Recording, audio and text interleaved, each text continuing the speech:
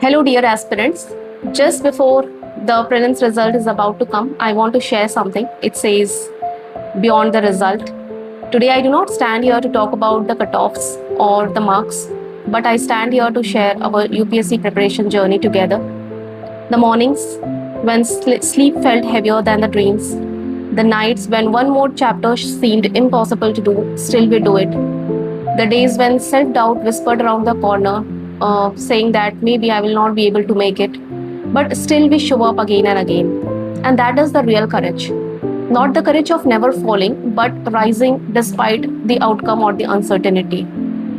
Today, some of you may be feeling hopeful, some of you may be feeling anxious, and some may be even doubting everything.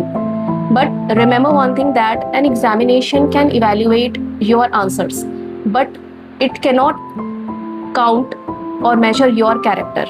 It can count your marks, but it cannot count the number of times you have chosen discipline over the comfort zone. The exam can declare a result, but it cannot measure your self-worth.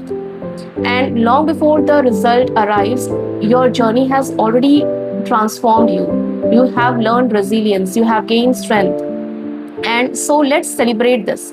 Not the result, but celebrate every chapter we have learned, every mock test, every revision, every resilience. We have earned it. And if destiny rewards you this time, please move ahead with humility. And if destiny asks you to wait a little longer, please believe and have faith and move ahead with full faith and conviction. Because this journey is never about clearing one exam, it is becoming about the person capable of doing so. And for that, I'm really, really proud of you, each one of you here, that whatever may be the result, please keep your head held high. For you have already done something very extraordinary.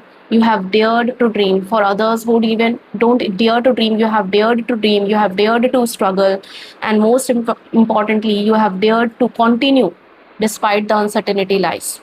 So thank you so much, and all the best. Take care.